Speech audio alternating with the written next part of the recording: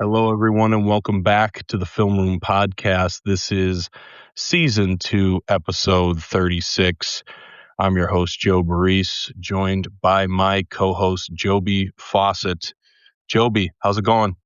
It's going quite well, Joe. It was a very interesting weekend, to say the least, and kind of got ourselves ready here for what is, for me anyway, the postseason in spring sports, because as many people out there know, our listeners, I covered track and field, which held the Jordan Relays last week to kick things off. And then this week we've got the Spagna Championships, which indicate to me, Joe, that we're only a week away from the district championships. So believe it or not, spring is just about over for me. It's crazy, right, Joby? It's just crazy. It comes in, what is the saying, Joe? It comes in like a lamb and goes out like a lion, or the other way. Right. Around lion and lamb. Exactly. But so yeah, it's going to be frantic finish here for sure in the next couple of weeks. We often talk about how it jumps on top of us, and then the next thing you know, in the blink of an eye, it seems to be over. You're not kidding. And we had a lot happen last week, and a ton happening this week, as you had already said. So let's go. As always, we'll go to our athlete of the week, and we are joined by our Times-Tribune Athlete of the Week, Ava Hazelton from Mid-Valley Softball. Ava, how's it going? It's going good. How are you? Good. Hey, thanks so much for joining us. Just to let everyone know what Ava did last week, she had 2 wins by shutout, allowing 5 hits and 3 walks while striking out 18 in 13 innings. Against Dunmore, she pitched 6 1/3 perfect innings and finished off with a 1-hitter with 1 walk and 11 strikeouts in the 3-0 win.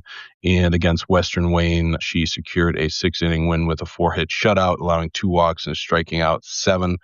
She also went 2 for 3 at the plate in the 21-0 victory. Ava, we spoke yesterday. I think an interesting part of what you were kind of telling me is that you kind of have a great dynamic with Coach Michael Piercy in calling pitches, and you two have a nice dynamic. Can you kind of go through that dynamic, what it's like when you're kind of calling pitches in game? Yeah. So Coach P normally always calls the pitches. He knows my pitches very well. Before games, during warm-ups, I make sure to let him know what's working well, communicate that with him. Sometimes during the game, I also give my input on what I want to throw, or sometimes I'll call my own pitches. You have some little signals for that. And he'll ask me, and I always give my input, but yeah, it's just that type of bond that him and I have. So Ava, coming up through the Mid-Valley system, this is a great tradition with this program, and of course, having won a past state championship not so long ago, I know you're very close to this program. So when you started in softball, were you immediately pulled toward trying to become a pitcher, or did you have other positions that interested you for softball? Yeah, I was drawn to pitching. I really did enjoy it. I saw how well, other people were at it, and I was like, I want to try that. It was like one random day, I'm like, let me give this a shot. But I play the outfield sometimes too for travel, so I like playing the outfield too. But other than that, I pitch mainly. So Yeah, absolutely. Just kind of piggyback off what Joby said. You, I believe, came in the year after Mid-Valley won a state title. What was it like, kind of, and obviously your team has been very successful, has kind of continued that tradition. You made the state semis last year. What has it been like, what was it like kind of trying to come in and carry that torch after the team won a state title? I honestly knew it was like a big deal, and I'm like, all right, I'm a freshman. I was only 14 at the time, and me and Coach P honestly just worked really hard over the off season. Even in season, the team, we worked really well with them. But yeah, our team bonding, our team communication, we all came together. Even last year, we had such a great run in states, and it was super fun just to see how well we worked as a team, and it was so fun to make it that far. It sucked the way that it ended, but it was okay. So Ava, when you became a pitcher, I know you're kind of explained to Joe there that Coach Piercy calls the pitches, but there has to be an evolution to becoming a pitcher. I mean, obviously, you throw hard because that's one of the things that you have to have as a pitcher in softball is that speed and velocity. But kind of tell me how you develop pitches under the guidance of Coach Piercy. When I first started with him, it was actually super funny. He was like, Ava, like, all your pitches move the same. And I only have 4 pitches. They all move differently, obviously. But we really just focus on spin. I feel like spin and speed is a great combination together. Like, you could have super great spin and not have good speed. And you can have good speed and not super great spin. It all depends on like the person. But with me, like, I have like a normal style, like a normal speed for like, my age, and like it's normal for me, and like my spin is super great. So I just think that combination works really well together, and it just, evolves around everyone. So Yeah, absolutely. Ava, I think it seems like talking to you, you seem like you're very level-headed, and I think that's, your mentality is definitely a key to pitching. You've pitched in very, high stress situations and have succeeded. How are you able to kind of stay grounded on the mound? How important is kind of keeping your mentality kind of staying level-headed out there? I feel like your mentality is a big, big thing when it comes to, being on the field and like being at that varsity level, especially in the like during like me pitching and on the mound. It's like such a big thing. I feel like these high pressure situations make me the person and like makes me feel like better, and it helps me perform better. Just seeing all like the whole crowd, it really gives me that spark. It's like, wow, you like really have to show these people what you're made of. And I'm like always staying positive in my head, like, you got this, you can do this. And Coach P's like, you're doing great. Everyone else is like, you're doing great, you got this. And I feel like that's what's really helpful with the team, and like that's what we're really good at, is like being positive, having that good sportsmanship.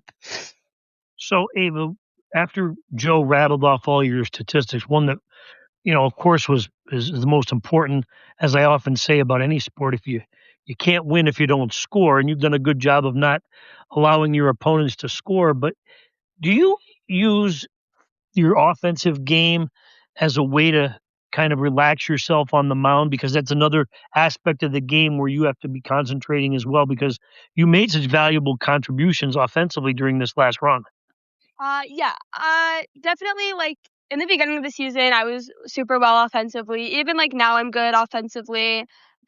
I feel like offensively, it's like, all right, like, this isn't really your main role, but you have to play a part. You have to do something, to contribute to the team, because mainly pitching is my whole role, because I really didn't really hit the last 2 years, but I love contributing to the team. And I feel like offensively, it's where I can calm myself and be like, all right, you can take it out on the ball now. So I love it. Yeah. So you also kind of touched on this yesterday when we spoke. You're kind of settling into a leadership role, 2 seniors on the team, and you're a junior. What is it like being a leader? Do you enjoy it? And what kind of a leader are you? I do enjoy being a leader. It's like, it makes me feel like girls can look up to me and they can just like come talk to me. And like, I get it. We have a lot of underclassmen, and I want them to, ask questions, feel comfortable with the team and asking the leaders. But like, I knew going into this year that I was going to have to play a super important role, but I love being a leader. It's super great. So, Ava, we touched on this a little bit, but it is an important aspect to being a softball player at Mid Valley. This program has been so successful, and there does come some added pressure every time you and your teammates take the field. Now, you mentioned you have some young players on this team, which doesn't bode well for the rest of the Lackawanna League. But tell me about how much pride you and your teammates take in being a member of this softball program and continuing to have the kind of success that started probably around 10 years ago for the most recent. But even in the 80s, this Mid Valley softball team had great tradition. Yeah, like, the underclassmen know how important softball, like Mid Valley softball is, and I knew going into my freshman year how important it was. And Coach P continues to like tell us, like, I love winning, but I also love being a good team. Like, that's just what mainly it's all about. Like, we love winning, but mainly it's about how good and well we work together. But we all know how important it is, and we want like the younger kids to look up to it and be like, I want to play for them. I want to play for Mid Valley. I want him to be my coach. I want to work with these girls. Like that's what it's mainly about, is just showing the little girls what it's really all about. Absolutely. Ava, is there a teammate this year who has impressed you the most this season, whether it's, by their improvement or anything like that? I would say freshman Angela. She's been doing super well. Marley has been doing super well. A lot of our underclassmen have been doing super well this year. A lot of the girls have stepped up to play an important role. And like the field has moved around a little bit, players being moved, but everyone has been doing really well. So I can't really pinpoint one person. You all work so well and we're all doing so good. All right, Ava. So listen, this has been a tough run here. This, you open up the box scores and you look and see how the success you've had this season. But that's a tough division you play in the Lackawanna League. Kind of tell me about how this team has navigated through. And as I mentioned, while it's the end of my track and field season, you and your teammates are getting ready for what's the last push here toward a division title, which I believe still has not been determined yet. Right. Yeah. We honestly take one game at a time, one practice at a time, and we focus on big games when it comes time to focus on them. Like everyone says, like, oh, like Mid Valley is going to be easy to beat, like they're going to be easy to beat, but I really don't think that. I think that we put up the biggest fights with the biggest teams, and I love playing in high pressure games. And I know how important these big games are. And our division is very competitive, which I enjoy because I love playing competitive teams. It makes me feel better as a person and as a player. Yeah, absolutely. Obviously, I mentioned last year you beat Lake Lehman for the district championship and you made it to the state semifinals. What is there anything you took away from last season that you brought into this season, either you or your team? I would definitely say our ambition. Like we are so ambitious. Like we love being so competitive. Our cheering, we love cheering. We have to be super loud because I feel like that's what is really important. Rattling the other teams and just really working well together and coming together to make it far. So, Ava, I have to ask because it's always so incredibly imposing when I drive up to Mid Valley. It's a beautiful athletic complex that the school has there now, and it's a far cry from what used to be there, right? So, how cool has it been for you and your teammates to play on that new facility and really kind of be showcased with some night games and to play on that really high tech area of softball? I love playing there. I love playing on turf. It really has made me enjoy turf more than I did. But even when it rains, we're still playing, of course, because turf doesn't stop that. Even with like our sound system, like the whole complex is so beautiful and it's just nice, seeing everyone play there. Like even teams that don't play at Mid Valley, like Lackawanna plays at Mid Valley, North Pocono and West Scranton just played at Mid Valley because of the rain. So it's just like one of those fields that everyone can rely on. And I really love that because it's getting its use. Absolutely. All right. Last thing from me. You kind of touched on it a little bit earlier, but when did you start playing softball? And what did you like about it? What kind of hooked you about it? I think I was 7 when I started playing, either 6 or 7 around there. Okay. I really enjoyed it. It just made me feel like it was my escape from everything. It made me feel really happy. And it's just one of those sports that like you can take your anger out on, and if you're upset, you can just play softball. Love it. That's pretty cool. Ava, do you have a favorite college team that you root for? Oh, not really. I love watching all the teams. I love watching all the individual players play and the teams play together. It's super cool. Absolutely. Awesome. And Joby, anything else for Ava? I want to certainly congratulate her. That was Joe, when you rattled off those statistics. Now, again, I voted, so I saw her bio that you supplied via email at 3:00 in the morning on Saturday. True story. Yeah. Yeah, so that was excellent work by her. Just a tremendous offensive and defensive performance. And Ava, congratulations. I want to wish you the best of luck. As I said, I don't follow softball that closely because I'm so overwhelmed by other sports, but I certainly am well aware of the success you've had at Mid Valley. So good luck as the season winds down. Thank you so much. Thanks, Ava. Appreciate you joining us. Thank you so much. Bye. Bye. All right. That was our Times-Tribune Athlete of the Week, Ava Hazelton of Mid-Valley softball. Obviously, you summed it up really well, Joby. Ava Hazelton has been an extremely consistent presence on the softball diamond for, she's junior now, but, she was, she's been playing great her entire high school career, recently surpassed 500 career strikeouts.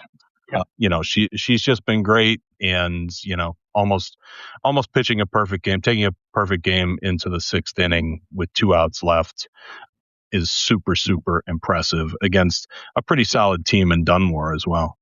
Joe, listen, softball in our area is the upper echelon in the state. Yeah. If you go back and look at last year, we have 37 all-state players or something? Yeah. Well, look, these programs that we often talk about in the spring in softball, we've talked to Abington Heights, softball. Valley View, of course, won a state championship last year, 4 years ago, or 3 years ago. Mid-Valley was a state champion. Yep. We've had such great success individually and as teams. It says a lot for where the sport is here in Northeast Pennsylvania, but a lot starts in that circle. Okay, if you can develop that pitcher who can do the kind of things that Ava Hazelton can do. What I mean by that is, Joe, you take a player like her in the youth softball, okay, and you put her on the mound, and maybe she has that velocity as I talked about with Ava, but it's the development of pitches, moving the ball around, that it really impresses me when I watch these pitchers at these softball games or you just look at their statistics. But more importantly, I want to point out that Mid-Valley is always so well coached. Mike Piercy is a fantastic fundamental coach. Right. And Mid-Valley's always really sharp defensively, and clearly they smack the ball around too. So, right. But as Ava pointed out, there's some real good competition in that Lackawanna Division 2, and that has not been decided yet. I believe, Joe, we still have, 3 or 4 games left to play. You are correct. So we'll see how that all plays out. But certainly Mid-Valley is going to be a team to be reckoned with, as it always is down the stretch, and Hazelton's a big part of that. Yeah, I do want to say, so Holy Cross and Mid-Valley are 9-1 atop Division 2. So Holy Cross had a big win yesterday, correct? They had a big win. They won 12-0 over Old Forge. Ava Schmidt had a great, great game offensively and on the mound. So that moved them to 9-1. Holy Cross will face Mid-Valley on Thursday. That will be at Mid-Valley on the turf, as Ava mentioned. So, even if we have some weather, which is bound to happen. Yeah, Joe, we tend to get 1 good day and 7 bad days. Exactly. That's how the pattern goes. Or at the very least, it's 2 nice days, 4 bad days. Right. 100%. So yeah, that game is Thursday. Should be a good one. They always have battles with Holy Cross, and their first battle this year went 8 innings. Mid-Valley won 7-6. So essentially, whoever wins that game is winning Division 2. Well, they're going to be in the driver's seat, to say the least. That is correct. Joe, Holy Cross, your alma mater. Yep. Also an extremely well-coached team with some outstanding players. Ava Schmidt is terrific in the circle. Yep. As you pointed out, but they can certainly slug the ball too. And this rivalry between Mid-Valley and Holy Cross goes back to, dare I say it, the old Mid-Valley Bishop O'Hara days. You may not be familiar with those games, Joe, but I certainly was. Yeah.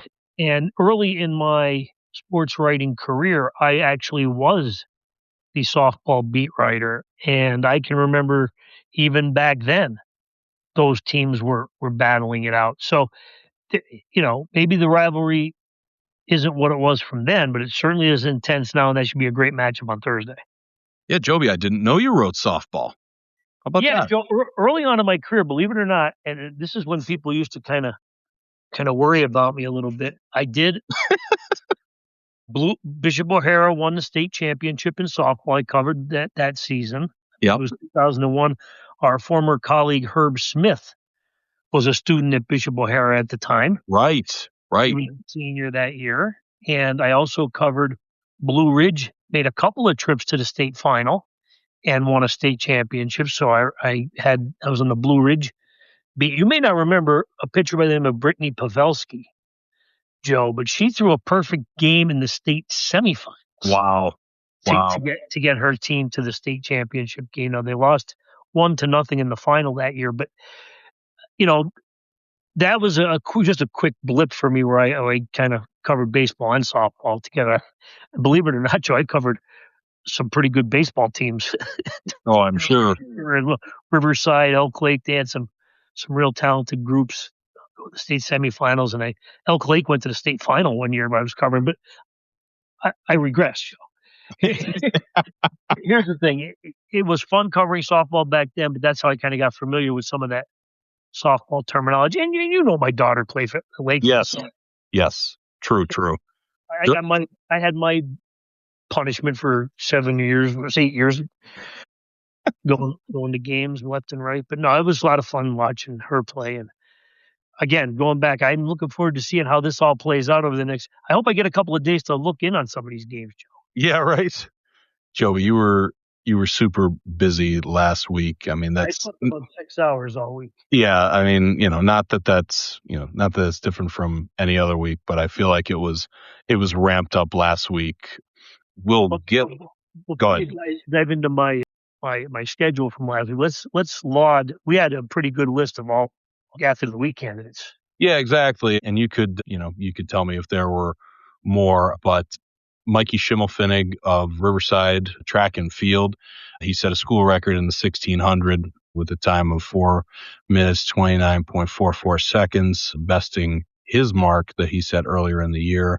He placed third in the 3200 and was part of 2 winning relays to lead Riverside to a 93-56 win over Mid-Valley. He also was the anchor leg for the distance medley and 3200 relays as Riverside captured its first Jordan Relays title. Also, among your stories last week, you had a nice feature on Allie Rothenberger and Morgan Davis of Abington Heights Girls Lacrosse, and they had a big week. Starting with Morgan Davis, she had 4 goals and a 15-11 win over rival Crestwood. That was, that's a tremendous win for them. And she also had 4 goals and 1 assist in a 19-3 win over North Pocono and had 5 goals and 2 assists in a 19-1 win over Danville.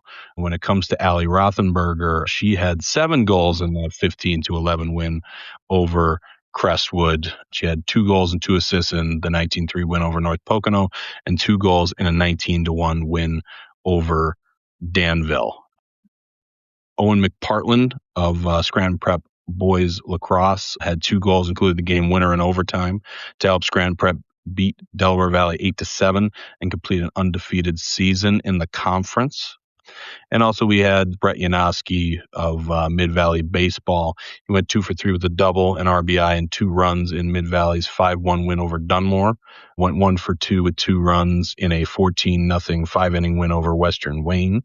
And pitched a complete game 6-hitter, allowing one run and 1 walk and striking out 3 in a 3-1 win over Scranton. So those were some of the performances from last week, Joby. So, Joe, let's start first with Morgan Davis and Allie Rothenberger, 2 terrific girls lacrosse players from Abington Heights. And I did get a chance to speak with both of those players last week, as you pointed out, and it's always nice for me to get a chance to shine a spotlight on some of these lacrosse players. Again, we're trying to do the best we can in what limited time we have here, but they are 2 terrific players, as I mentioned, and so well coached by Becky Davis there at Abington Heights. And you mentioned, Joe, that one of the games that was factoring into an Athlete of the Week candidacy this week was the win over Crestwood. Right. And I have a very good feeling that we're going to have a rematch between Abington Heights and Crestwood later on this year. Yep.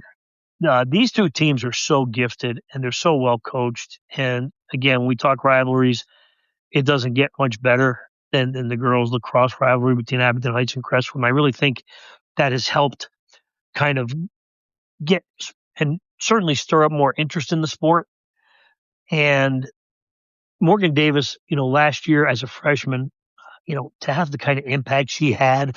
She was our Times-Tribune Player of the Year. She scored 80-plus goals in her first year. I knew she was going to be good based on what I had heard from her reputation in her club sport. And Allie Rothenberger, who I had a chance to kind of cover in her freshman and sophomore years, always very impressed with her and her quickness and her ability. More importantly, Joe, she's really the ultimate teammate. She was the leader. She was a Player of the Year as a sophomore, and she was also a Player of the Year last year in the Wyoming Valley Conference Coaches All-Star Team. But she's kind of allowed Morgan Davis to kind of do her thing, and they kind of share that spotlight, and they're really good friends. So that's a pretty cool dynamic with them, and it certainly has helped the program to. They're on it their way. They need one more win over Tunkhannock to secure the Wyoming Valley Conference Championship, and they're certainly going to be the number one seed for the District 2 Class 2A playoff. So I did enjoy talking with them last week, that's for sure. Absolutely. And Joby, a part of your busy week was, of course, first of all, the end of the Lackawanna Track Conference season, all the division titles decided, and the Jordan Relays as well. I don't know if you want to talk about that a little bit. Well, yeah, let's congratulate the conference division champions. Now, Joe, the Lackawanna Track Conference, again, 4 divisions. Right. They try to run this format where they run the one dual meet a week to kind of combat the weather, give themselves some leeway with postponements and what have you. And then they really like to get to some invitationals at the end of the week. You don't want to kind of disrupt training. So they have reduced schedules is what I'm trying to say here in Lackawanna Track Conference. But what we have is in Lackawanna Track Conference, boys and girls Division 1, Abington Heights swept the division championships. And in Division 2, Wallenpaupack boys and girls swept the championships. In the small school divisions, in Division 3, it was the Lakeland girls winning, I believe, a 13th straight division championship, and the Dunmore boys, which we know have been extremely impressive all spring based upon our friend of the show, Weston Unoni's season. And they have a lot of kids who have been setting school records. So those teams won the Division 3 championships. And then in Division 4, we had the Montrose boys and the Elk Lake boys, and the Montrose girls winning division championships. Then we went to the Jordan Relays, and you mentioned Mikey Schimmelfennig. Joe, terrific performance by him and his teammates. Michael Connor also had an outstanding night. He won a couple of gold medals.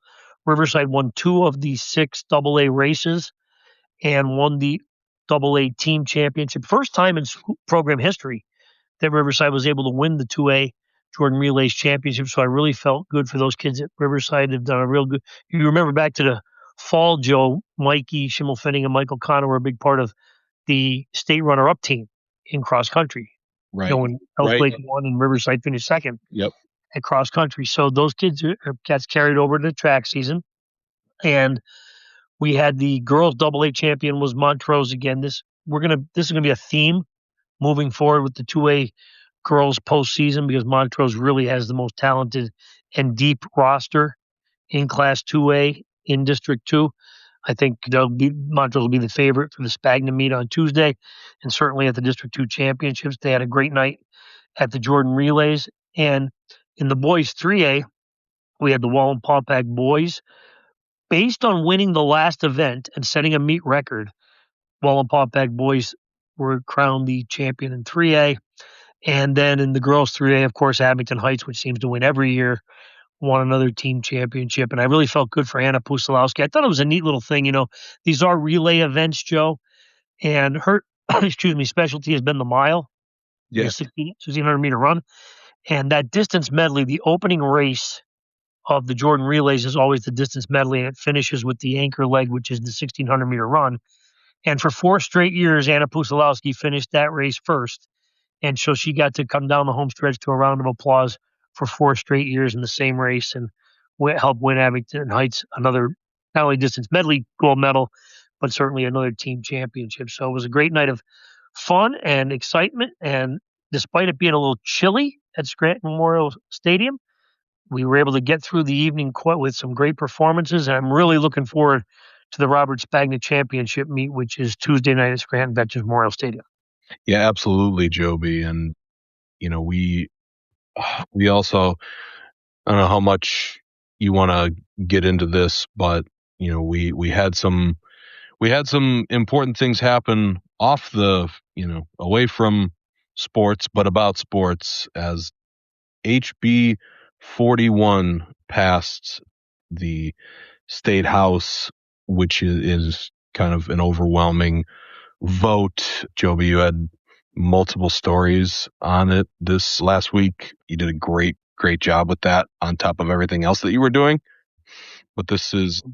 Well, I'll be honest with you, Joe. I want to hear your opinion on it, because during the course of last week, I had a lot, as you mentioned, I had a lot of people to talk to. And I'm a public school graduate, okay?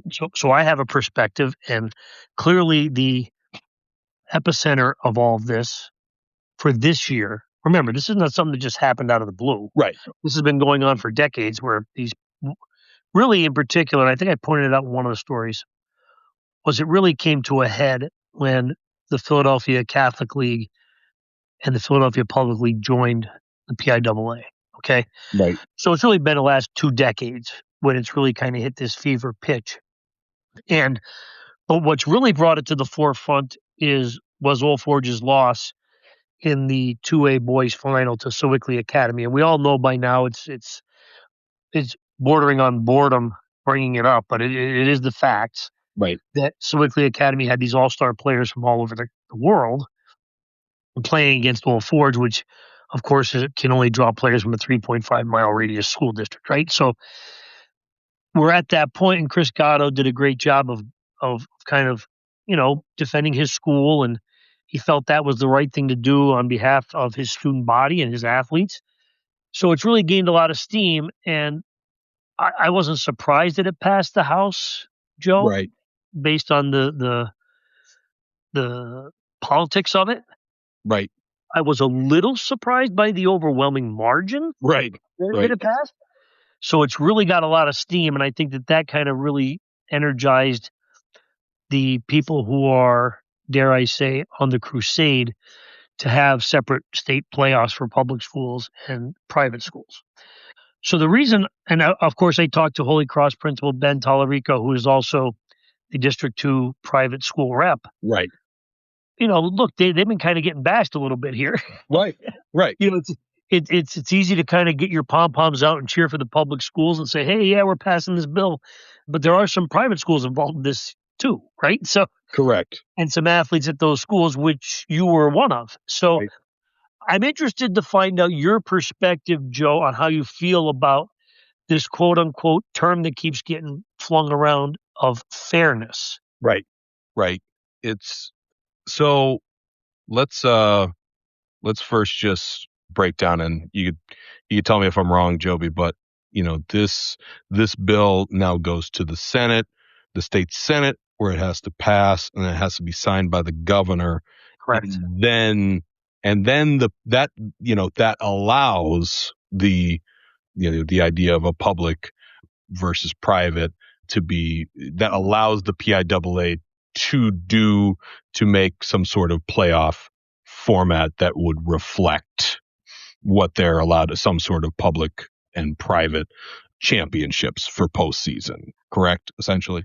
That is correct, Joe. There is, getting passed in the House, while it certainly raises optimism. Yes. Okay. And look, it's got a lot of, traction headed toward the Senate. Yes. And the Senate, now I'm not sure when it'll be passed or voted on by the Senate. Some say June, some say, later than that. And then, of course, again, you said it still has to get signed by the governor, and the governor may not agree with that. Right. True. So he could veto it. Yeah, he could veto it, and then we're right back to square one. Yeah. And right, then the ball becomes, then it goes into the PIAA's court. Right. Because really, Joe, if you read the stories, the PIAA is really governed by that Act 129. Correct. Right. From 1972 that instructed the PIAA that it mandated, it had to allow the private schools to compete. Correct. In the PIAA. So this bill, and what's also interesting, Joe, part of the bill HB 41 that passed was they added that amendment that would exclude the PIAA from any kind of lawsuit. Should this ability to make the decision be put on the PIAA, and the PIAA does separate the two playoffs, the Catholic or private schools, non-boundary schools can't come back and sue the PIAA for discrimination. Right. Okay, so that was an amendment that was an important part of this. Right. Okay, because for years the PIAA always said, well, this Act 129 from 1972 says we have to allow them to play. Correct. And if we don't, if we choose on our own to hold a separate public versus private, separate state playoffs for public schools and private schools, that opens us up for lawsuits. Right. So there are a lot of moving parts here, Joe. And you know this too, Joe. I know people always ask me, you went to Lafayette College, you got a degree in government law. I know nothing when it comes to government law.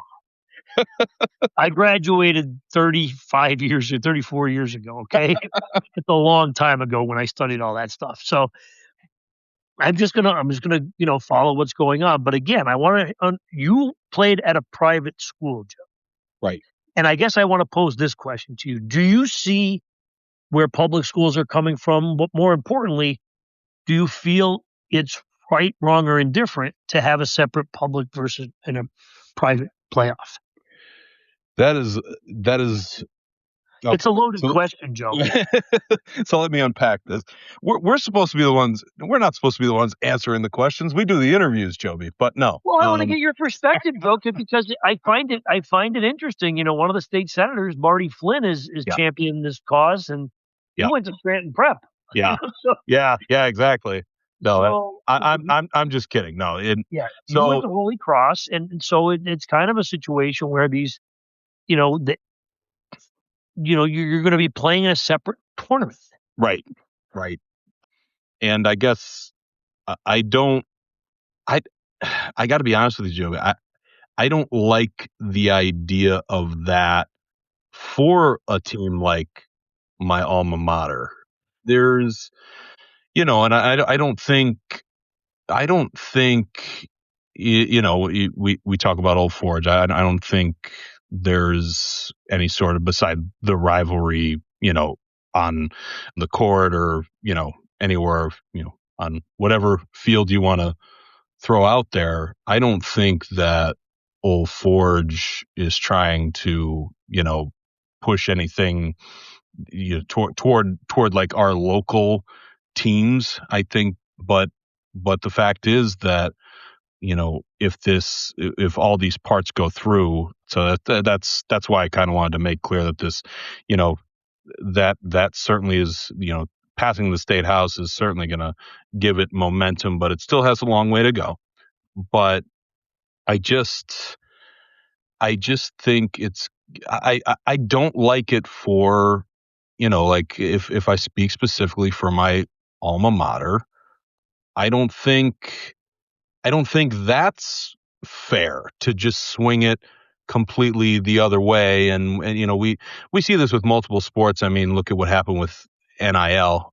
It went from nobody gets paid to everyone gets paid millions. So like,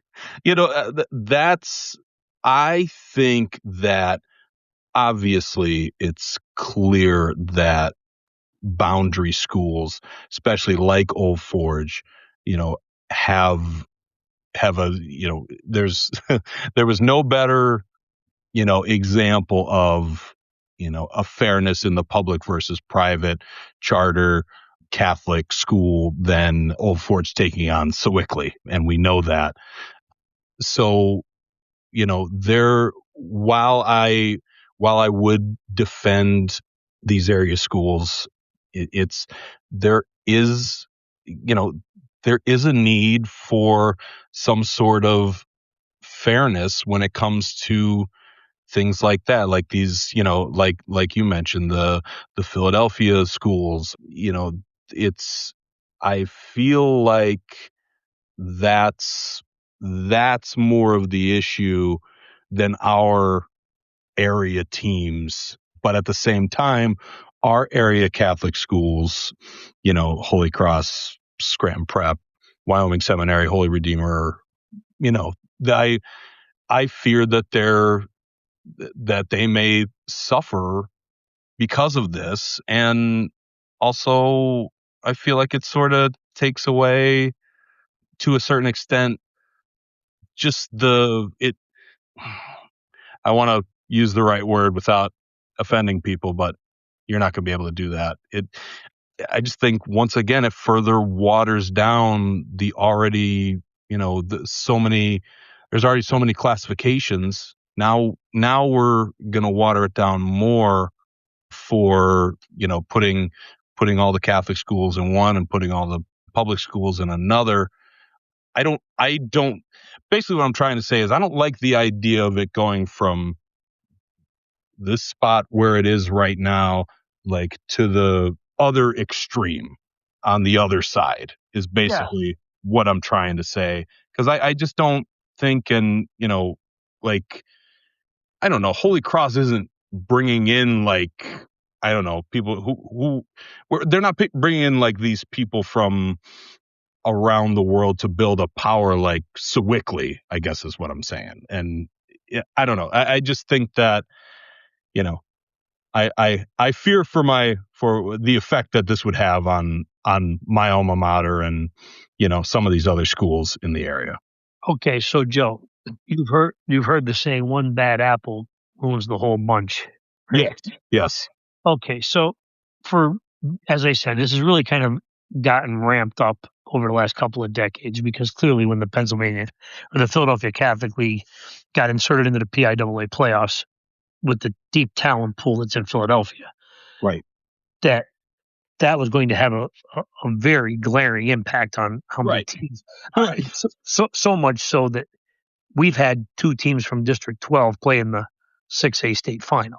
Okay, so they've had to put teams out west, right, to accommodate the amount of talent that's coming out of Philadelphia. Okay, here's the thing, Joe. The use of the word fairness is always a very tricky word. Yes. Okay. So, is it fair that, we'll stick with Old Forge, of course, but I went to Lakeland, so that's a public school that is. I would argue Lakeland demographically is a good example too, because you have to remember, at least Old Forge is a borough. Right. Okay?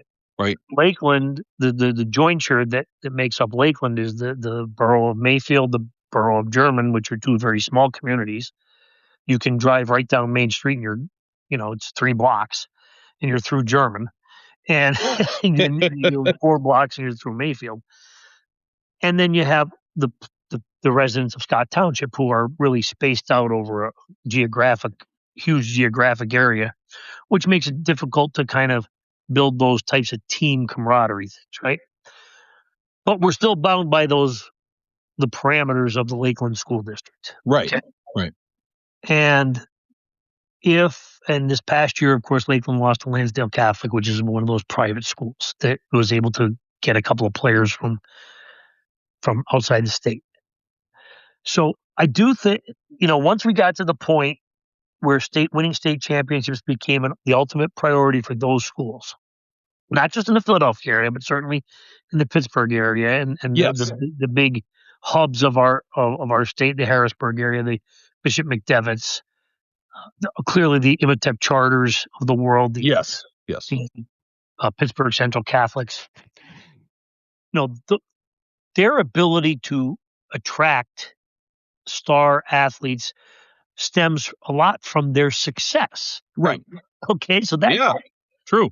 And that happens here to it with your Holy Cross basketball team, and now most recently the Scranton Prep football team, right? Yes. So now the question is it fair for a team of athletes that come only from one borough or township to have to play a team that can draw, even if it's based on your tradition and your success or your faith from multiple school districts? And that's a really dicey situation now, because the statistics bear it out. Those schools from the Philadelphia Catholic League and a couple that I mentioned, they're dominating the state playoffs. Right. And the evidence is certainly, the proof is in our area. Our public school teams, regardless of how talented they are, often have what are special seasons for them. Yeah. Ended by a non-boundary school. Okay. Mine as well, even though, Yes, it was, I went to a Catholic school, but yes, my basketball career was ended by Emotep. So yeah. Right. So but you kind of get the point, right? Yeah, absolutely. 100%. 100%. And the reason Old Forge is really kind of steaming is because if you go back, Old Forge sports, probably across the board, has been impacted the most. If you go back to the old Bishop Hannon days and the, and the Bishop O'Reilly days and so it certainly is something. Now, listen, I would tell you that if this does pass and if it ever comes to fruition, and I have no inclination one way or the other, the state will revamp its classifications. They will not have 6 classes. Okay, good. Yeah, no, those things won't stay. Those mechanisms won't stay in place. Okay. Right. Because you'll just have so much of a reduced field. Right. That's right. Right. You won't have the number of schools. The argument to 6 classifications always was we have so many schools competing, but only a few can play for state championships. Right. Right. So they try to increase the number of classifications but that number would get greatly reduced. Right. So are there positives? Yes. Are there negatives? The one negative that stands out for me is I've always had a hard time saying I'm a state champion if I was just the private school champion, if I were just the public school champion. Yeah. Right.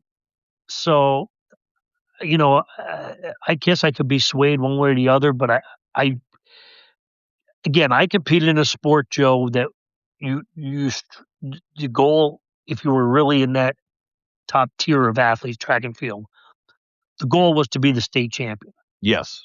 Okay. Now I competed in AA, and had I won in AA and was a state champion, clearly I would still call myself the AA state champion. Yeah. Now, the only way I would call myself the state champion is if my time was better than the 3A guy. Right. So that's a tricky spot too. Right. Right. Yep. So how would that differ from the private school state champion and the public school state champion? Well, that's for a debate for later on. But it is tricky. It's got a lot of momentum, as you said, Joe. And we're going to have to monitor this, unfortunately, for me, moving forward as we get, it's something I don't want to have to do because I'd rather cover sports for a living, but here we are. And look, Joe, I would say if this kind of does become that pebble rolling down the mountain and becomes a boulder, right, we could have a dramatic shift in what high school athletics look like here in the state of Pennsylvania within the next 4 years, because I still think the PIAA, no matter what it does, the new 2-year cycle starts this fall. There'll be no alterations in the next 2 years. Right. Right. Precisely. So I'm looking 4 years down the road minimum. Right. And I think, and I'll be ready to walk away at that point. Exactly. The ball may be in my court at that point, but yeah, I want to say a couple more things, and I think you bring up a good point. And again, I'm sorry, I kind of keep going back to what happened with NIL and college sports, but you look at all these teams that went to the Big Ten, and you've got USC, UCLA, and which people only focus on one thing, and it's football. And it's like, okay, well, they could, USC could travel to Penn State or vice versa. It's only one day. What people don't see is the sport by sport effect that, the softball teams, just all these sports. I think it's it could be similar here. I think that people are looking at specific sports and their effect. And I think it's just a bigger, I hope that someone's looking at this in a way that's bigger than, public versus private. Let's take it from here and go all the way to the other side. Well, we live in a world of extremes, Joby. But anyway, I also wanted to mention that, in a sport that I've covered for, I guess it's almost 10 years now in wrestling, you kind of see it, you definitely see it as well especially in Class 2A with schools like Faith Christian, Bishop McCourt. Bishop McCourt, by the way, which penned a very strong opposition to HB 41. Oh, yeah.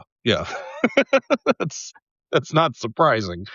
But, I kind of often feel bad for some of our area teams, going up against, when it comes to, the state tournament. Now, I'm not saying that, take a team like Honesdale and how great they have been, recently as a program. They obviously have a storied program, but, recently they've been a great team.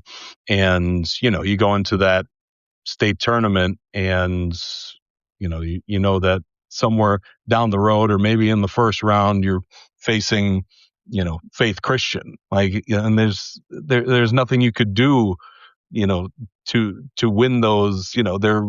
These are not just like the best teams in the state. They're like the best teams in the nation. And so it's very interesting. You had Faith Christian win five state titles. You had Bishop McCourt win 3 just a few months ago. Well, Joe, then what comes into play is the word recruiting, and then that becomes a real problem. So right, no matter how this all plays out, the PIAA has done what it can. People may not be happy to hear that, but it has. Right. Try to deter this quote unquote recruiting. Right. By making people ineligible for postseasons or ineligible for a year or what have you. But transferring and recruiting are becoming a major issue, and that's at the forefront of this public versus private. Is the private schools seem to do it without remorse or recourse. Right. Right. Where public schools, while they do have some recruiting at public schools, it's certainly not as glaring and free. I always kind of point to Jerry Seinfeld when he's saying, you know how to take the reservations. He's always willy-nilly. That's kind of how I feel about that, where private schools can certainly. I mean, how many years did we hear about Dunmore losing to West Catholic, which their star quarterback was from Delaware, or their star running back was from New Jersey, right? So, right. And now, of course, you have what is St. Joe's Prep, the state powerhouse in football, building a college-like facility. So, with all its donor money, which is going to attract more star players. So is that a even playing field? I don't know. Right. We're on a slippery slope, Joe, where we are in high school athletics right now. I'm just glad I'm on my way out. Right. Exactly. Right, Joby. And yeah, I mean, we could go on and on, but I don't think it's, I don't know. My thing, coming from a school like Holy Cross, I just don't think it's it's not a simple answer, and there's probably not a right answer, to be honest with you. So we'll see what comes of this. Joby, I did want to run down quickly a few baseball things. We've got kind of a big week this week, obviously in Division I. We've been talking about how there's, all the teams are very close to each other. They've started to separate a little bit, but we do have Scranton Prep is 6-3 in Division I. Abington Heights is 7-2. They're playing tomorrow at PNC Field. That's Tuesday. We're recording this Monday afternoon. Abington Heights is also hosting Wallenpaupack, who is 8-2 on Thursday. And Scranton Prep is playing Scranton on Thursday as well. In Division II, Mid-Valley and Riverside are both 9-1. They're going to face off next Monday, 7 p.m. But tonight, Dunmore will face Riverside at 7:00. Dunmore 7-3. So that's a pretty good game there. In Division 3, that's working itself out. Right now, Lackawanna Trail is 8-2, but they have a tough week ahead of them. They're facing Elk Lake, who is 7-3 in Division 3 tonight. Montrose will be traveling to Lackawanna Trail. Montrose is 7-3. That is on Thursday. And then Mountain View, who's 6-2 at the moment, will travel to Lackawanna Trail next Monday. Mountain View has Montrose tonight. So those are just a few baseball things that I wanted to throw in there. People could look forward to and follow closely. Joby, anything else before we wrap things up here? I do, Joe, just real quick here before you wrap it up. You know, the news came across this morning, the heartbreaking death of the former publisher, one of the publishers of the Scranton Times-Tribune, Edward J. Lynott. And I just want to certainly send out my condolences to the Lynott family. Mr. Lynott was extremely generous. He was one of the happiest of the brothers. I can remember when I would run into him, I happened to compete against his sons, Ed and Bobby, when I was in high school, and he kind of gave me a shot when they hired me here at the Scranton Times-Tribune all these 29, 30 years ago. And anytime I saw him, he always had a smile on his face, and he always asked about how the sports teams were doing. And I can always remember he was very eager to come down courtside and present that championship banner to the winning team at the Lynott Memorial Basketball Tournament. And he did that so proudly in representation of the Lynott family. And he is going to be a sorely missed part of the community here in Northeast Pennsylvania. He was a really well-respected man. And, you know, I really enjoyed meeting him and working for him. And again, my condolences to the entire family. Yeah, absolutely. Just to, obviously second that, the paper has obviously been a big part of all of our lives, growing up, reading, funny, reading you, Joby, and, just reading, especially the sports section. It was, a place that I wanted to work, and I'm still proud to work. Obviously, we're now owned by Media News Group, but this is a place that I've always been proud to work. And before I started working here, I absolutely loved reading the paper at breakfast time. So yeah, I mean, my condolences also go out to the family as well. Without the Lynott, Joe, none of this would be possible. Exactly. That's the point I'm trying to make. I'm glad you said it better than me. But I also want to just mention as well, John Sterling, longtime Yankees announcer. He also passed away. He's obviously big time in this area, and me, honestly, watching the Yankees, listening to the Yankees, all that. I mean, I'm a Cardinals fan, but there's a lot of Yankees love in the family. So yeah, rest in peace, John Sterling. Yeah, Joe, he gave some of the great iconic calls and some of the more funny ones you'll ever hear. Yeah, absolutely. And he did it with a natural excitement and joy of the game. And some announcers could learn a lot from him. No. The way he approached his job and how much he loved broadcasting, first for the Atlanta Braves and then for the New York Yankees.